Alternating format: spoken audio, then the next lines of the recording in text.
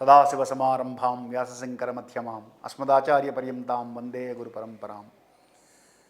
24వ శ్లోకం విష్ణు సహస్రనామంలో అగ్రణీ గ్రామణే శ్రీమాన్ న్యాయో నేతా సమీరణ సహస్రమూర్ధ విశ్వాత్మ సహస్రాక్ష సహస్రపాత్. అగ్రణీ అంటే ఎవరైతే ముక్తి కోరి తనను ఆశ్రయిస్తూ ఉంటారో వాళ్ళని అగ్రస్థానంలో ఉన్నత స్థానంలో కూర్చోబెడతారట, తీసుకెళ్ళి నడిపిస్తారు ముందు. అంటే అగ్రం ప్రకృష్టం పదం నయతి ముముక్షూన్ ఇది అగ్రణి అన్నారు శంకర భాష్యంలో. తాను ముందుండి వాళ్ళని నడిపిస్తూ ఉంటాడట, అగ్రభాగంలో తనుంటాడు. అందుకనే రామాయణంలో అగ్రత ప్రేయో రామ సీతా మధ్యే సుమధ్యమా పుష్యతస్తు ధనుష్పాణి లక్ష్మణోను జగామహ అన్నారు. లక్ష్మణ, నువ్వు వెనకాలుండు, ముందు నేనుంటాను, మధ్యలో వదినుంటుంది, నడుద్దాం అలాగా అని తానే ముందుండి నడిపేటువంటి వాడు కనుక అగ్రణి. ధర్మమునందు సత్యమునందు తాను ముందుండేటువంటి వాడు కనుక అగ్రణి. ప్రజలందరూ తనను అనుసరించి తన విధంగానే నడవాలి అని చెప్పి ఆచరించి చూపించేటువంటి వాడు కనుక అగ్రణి. కాబట్టి సృష్టి స్థితి లయాలను కూడా తానే ముందుండి నడిపిస్తూ ఉంటాడు. ఏది జరిగినా ముందు ఆయనే ముందుంటారు కనుక అగ్రణి అన్నారు. ఇన్ని వ్యాఖ్యానాలు చేశారు అగ్రణి అనేటువంటి శబ్దానికి. తర్వాత నామము గ్రామణి. భూతగ్రామస్య నేతృత్వాత్ గ్రామణి. గ్రామము అంటే సముదాయం. భూతగ్రామస్య నేతృత్వ అంటే సకల భూతములకు, భూతముల సమూహములకు నేతృత్వం వహించేటువంటి వారు కనుక ఆ సకల భూత సముదాయములకు నాయకుడు ఆయన. అంటే కేవలం మనుష్యులకనే కాదు, ఇంద్రాది దేవతల సమూహం ఉంటుంది. గణనాయకాయ అంటుంటాం కదా, గణనాయకుడు అని. గణములు అంటే సమూహములు, గణపతి అంటే సమూహములకు పతి. కాబట్టి ఈ గణములకు పతి ఆయనే. ఇంద్రాది దేవతాగణములు, త్రిమూర్తులు, అలాగే మీకు ఈ సముదాయాలు ఇటువంటివి నక్షత్ర గ్రహ మండలాలు, ఇవన్నీ కూడా మండలాలు సముదాయాలుగా ఉంటున్నాయి. కాబట్టి వీటన్నిటికీ గ్రామణి ఆయనే పతి. అంతేకాదు మన శరీరంలో కూడా అవయవ సముదాయములు ఉంటాయి. ఈ అవయవ సముదాయములన్నిటికీ కూడా ఆయనే పతి కాబట్టి గ్రామణి అన్నారు.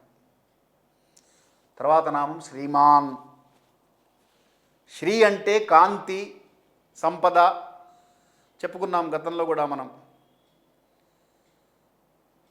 శ్రీమాన్ అన్నప్పుడు విశేషమైనటువంటి కాంతి కలిగినటువంటి వాడు, సంపద కలిగినటువంటి వాడు, ఇవ్వగలిగినటువంటి వాడు. ఆయనకుంటే మనకేంటండి? అంబానీకి కూడా ఉంది, మనకేంటి? మనకిచ్చేటువంటి వాడు కాబట్టి ఈయన్ని ప్రత్యేకంగా మనం కొలుస్తున్నాం. శ్రీమాన్, ఆయన్ని అడిగితే మనకిస్తాడు.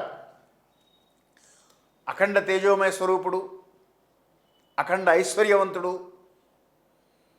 ఇంకా లేదు అనకుండా ఇవ్వగలిగినటువంటి వాడు, అందరికీ అభయములనిచ్చు చేయి అని. అందుకనే అన్నమయ్య స్తోత్రం చేశారు. ఎంతమంది అడిగినా అందరికీ అభయం ఇస్తాడు ఆయన. ఫస్ట్ 100 పీపుల్ ఓన్లీ, లేకపోతే first week only, offer end still 31 December, ఇటువంటివి ఏమి ఉండవు ఆయన దగ్గర. ఎవరు అడిగితే వాళ్ళకి ఇస్తాడు, ఎంతమంది అడిగితే అంతమందికి ఇస్తాడు. కాబట్టి శ్రీమాన్ ఆయన. అందుకనే అగ్నిహోత్రుడు విష్ణువు. యజ్ఞో వై విష్ణు అన్నారు. యజ్ఞములో ఉండేది ఏమిటి ప్రధానంగా అంటే అగ్నిహోత్రుడు. అగ్ని తేజస్వరూపుడు. తేజస్సు అంటే శ్రీ, కాబట్టి ఆ తేజస్వరూపమే విష్ణు స్వరూపము. యాగశాలకు వెళ్ళి అందులో నెయ్యి వేద్దామా, కట్టె వేద్దామా, పుల్ల వేద్దామా అని ఆలోచించడం కాదు. ఆ అగ్నిహోత్రుడిని చూడగానే విష్ణువు గుర్తుకు రావాలి. ఇది కదా విష్ణు స్వరూపము, ఈ తేజస్సు కదా విష్ణువు. ఆయన ముందు నేను కూర్చొనున్నాను. ఎప్పుడైతే నీకు ఈ ఆలోచన కలుగుతుందో ఇక అక్కడి నుంచి ఆటోమేటిక్గా నీ ప్రవర్తన ధర్మ మార్గం వైపు వెళ్ళిపోతుంటుంది. శోభయన్ దండకారణ్యం దీప్తేన స్వేన తేజస అదృశ్యత తతో రామ బాలచంద్ర ఇవోదిత అని దండకారణ్యానికి శోభ తెచ్చినటువంటి వాడు రాముడు అని ఈ మాట అన్నది ఎవరు అంటే మరీచుడు. మరీచుడంతటి వాడు ఆయన తేజస్సును చూసి ఒక్కసారి మారిపోయాడు. రా అనే శబ్దం వినబడితే నాకు భయం వేస్తుంది, రథం అంటారు తర్వాత, కానీ రా అంటే చాలు భయపడుతున్నాను, అంత భయపడిపోయాడు ఆ తేజస్సును చూసి మరీచుడు. అందుకని ఇంధనము, జ్ఞానము, సంపద, బలము, ఐశ్వర్యము ఇవన్నీ కూడా శ్రీ, వీటన్నిటికీ అధిపతి ఆయన శ్రీమాన్. తర్వాత న్యాయ, ప్రమాణానుగ్రాహకో అభేదకారక తర్కోన్యాయ అంటే ప్రత్యక్ష ప్రమాణములు గల తర్కశాస్త్రము ఇత్యాది విద్యల స్వరూపం ఆయనే. మనకి షడ్దర్శనములు అంటారు, భగవత్తత్వాన్ని చూపించేటువంటివి ఒక 6 ఉన్నాయి. సాంఖ్యము, యోగము, న్యాయము, వైశేషికము, పూర్వమీమాంస, ఉత్తరమీమాంస. ఈ 6టిని కలిపి షడ్దర్శనములు అంటారు. దర్శనములు అంటే చూపించేవి. ఎవరిని చూపిస్తాయి? పరమాత్మను చూపిస్తాయి. అయితే దీనికి మూలమేమిటి అంటే న్యాయశాస్త్రం అన్నారు. కాబట్టి అంటే ప్రత్యక్షాది ప్రమాణములతో నిండి ఉన్నది న్యాయశాస్త్రం.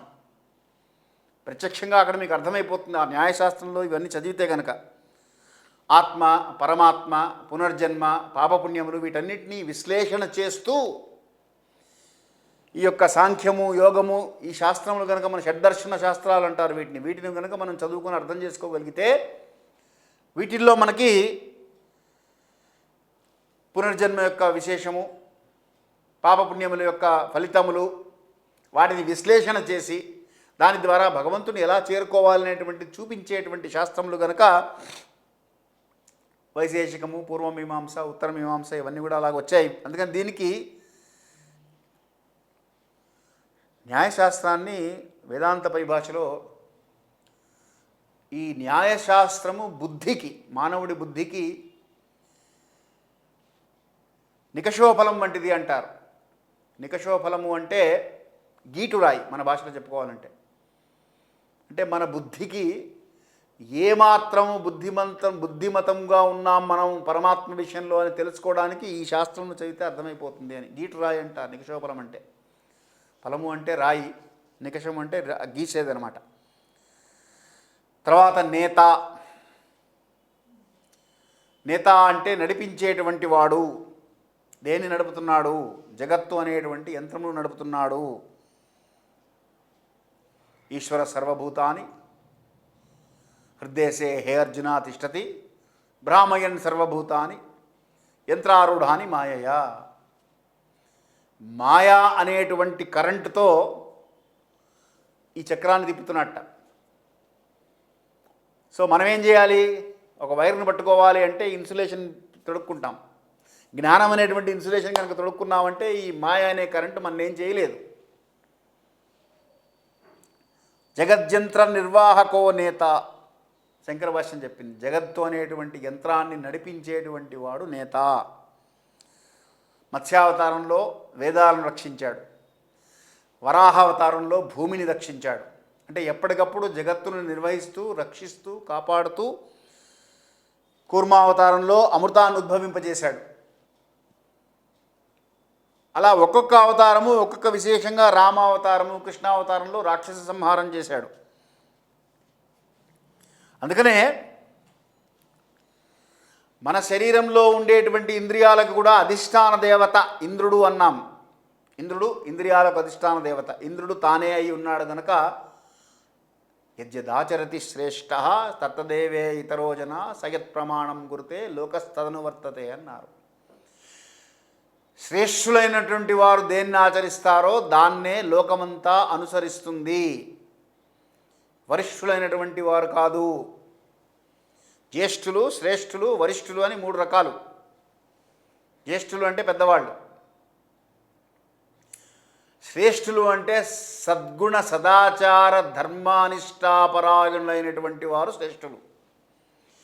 వరిష్ఠులు అంటే ఆయా రంగములలో వరిష్ఠ స్థానం పొందినటువంటి వారు. ఏ రంగమన్నా కావచ్చు. ఇవాళ సమాజం వరిష్ఠులను అనుసరిస్తోంది తప్ప శ్రేష్ఠులను అనుసరించటం లేదు. ఇది చాలా ప్రమాదం. ఎవరినన్నా అనుసరించాలి అంటే ముందు ధర్మనిష్టాపరుడా కాదా, సదాచార సంపన్నుడా కాదా అని చెక్ చేసుకోవాలి. యజ్జదాచరతి శ్రేష్ఠ అన్నది తప్ప యజ్జదాచరతి వరిష్ఠ అనలేదు. కాబట్టి కృష్ణ పరమాత్మ చెప్పినటువంటి మాట నేత. కాబట్టి ఆయన్ని అనుసరించాలి. ఆయన చేసింది ఏమిటి? సత్యమును ధర్మమును రెండింటినీ పట్టుకొని నడిపాడు కనుక ఆయన్ని అనుసరించాలి మనం. తర్వాత నామం సమీరణ. సమీరణ అంటే వాయువు, నిజానికి పేరు దానికి. శ్వసన రూపేణ భూతాన్ని చేష్టయతి ఇది సమీరణ. మనకి పంచభూతములు ఉన్నాయి. దాంట్లో వాయువు ప్రధానంగా ఉన్నది. యావత్ పవనో నివసతి దేహే తావత్ కుశలం పృచ్చతి గేహే గతవతి వాయో దేహాపాయో భార్యా బిభ్యతి తస్మిన్ కాయ. భజ గోవిందం భజ గోవిందం గోవిందం భజ మూఢమతే అన్నారు. శరీరంలో ఆ గాలి ఉన్నంత వరకే, ఊపిరి తీసి ఊపిరి వదిలిపెడుతున్నంత వరకే శివం, లేకపోతే శవం. ఏమండి బాగున్నారా అని ఎవరిని అడుగుతారు? ఆ గాలి ఉన్నంత వరకే కదా అడిగేది. లేనివప్పుడు ఎవరిని అడుగుతారు? ఇంకెక్కడున్నారండి ఆయన, వెళ్ళిపోయారండి, అక్కడే ఉంటాడు ఆయన, కాకపోతే పడుకోబెట్టి ఉంచుతారు. అక్కడే ఉన్నాడు కదా అంటే ఎక్కడున్నాడండి పిచ్చివారు మీరు అంటుంది భార్యే, వెళ్ళిపోయారండి ఆయన అని. గతవతి వాయో దేహాపాయో భార్యా బిభ్యతి. బిభ్యతి భయపడిపోతుందట భార్యకు. అందుకని ఆ గాలి ఉన్నంత వరకేనయ్యా సమీరణ. ఆయనే ఆ గాలిగా లోపలుంటున్నాడు, గ్రహించుకో. నీలో ఉన్నటువంటి వాయువు పరమాత్మ విష్ణుతత్వము. నేను నేను నేను అని విర్రవీగకు. ఆ గాలి ఎప్పుడు వెళ్ళిపోతుందో నీకే తెలీదు. You are nobody. You are somebody today because of somebody, and that somebody is nobody other then Vishnu. అది గుర్తుంచుకో ఎప్పుడు అని చెప్తుంది సమీరణ నామం. నమస్తే వాయో త్వమేవ ప్రత్యక్షం బ్రహ్మాసి అని తైత్తరీయ ఉపనిషత్తు చెప్తుంది. అందుకని నమస్కారం పెట్టు వాయువుకి సమీరణ నామంలో. శరీరమంతా కూడా ప్రాణ అపాన వ్యాన ఉదాన సమాన వాయువుల రూపంలో, కుకుర కూర్మ ధనంజయ దేవదత్త నాగవాయువుల ఉపప్రాణముల రూపంలో, పంచ ప్రాణములు పంచ ఉపప్రాణముల రూపంలో శరీరమంతా టిప్ టు టో అంటుంటాను చూసారా. శిరస్సు నుంచి శిరపాదము వరకు నీ శరీరంలోని సమస్త అవయవాలు పనిచేయాలి అంటే దానికి ఈ పంచప్రాణములే కారణం. అది సమీరణ. అది తిరుగుతోంది కనుక నువ్వు నడుస్తున్నావు, నువ్వు మాట్లాడుతున్నావు, నువ్వు తింటున్నావు, నువ్వు పడుకుంటున్నావు, నువ్వు లేస్తున్నావు. కాబట్టి సమీరణ. తర్వాత నామం సహస్రమూర్ధ. సహస్రాణి మూర్ధానోస్యేతి సహస్రమూర్ధ. సింపుల్ నామం ఇది, చాలా తేలిగ్గా అర్థమైపోతుంది. సహస్రం అంటే వేల కొలది శిరస్సులు కలిగినటువంటి వాడు. 1000 అని అనుకోకండి. సహస్రం అంటే అనంతావై విష్ణు, అనంతావై వేద, అనంతావై శిర. అనంతమైనటువంటి శిరస్సులు కలిగినటువంటి వాడు, లెక్కలేనని అర్థం. ఎందుకంటే అది ఎంత మారుతుంటుందో తెలియదు కదండి. భూమండలంలో ఉన్నటువంటి మనుష్యకోటి మాత్రమే కాకుండా ఉద్భిజములు, స్వేదజములు, అండజములు చెప్పుకున్నాం ఆ రోజు మనం. పిండజములు అని 84 లక్షల జీవరాశులు శిరస్సులు ఉన్నటువంటివే. సర్వేంద్రియానాం శిరః ప్రధానం అని. ఆ శిరస్సు సహస్రమూర్ధ, ఆయనవే. అన్ని శిరస్సులు ఆయనవే.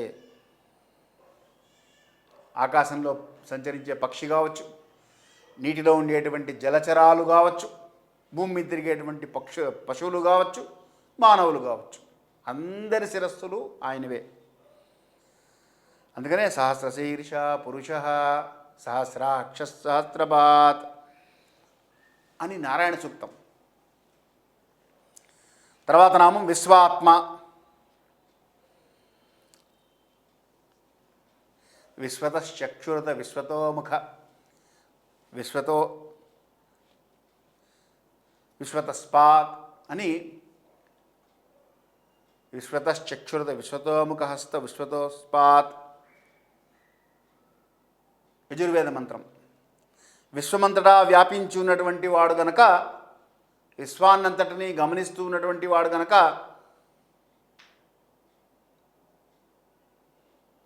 విశ్వమంతా తానే ఉన్నటువంటి వాడు గనక విశ్వాత్మ.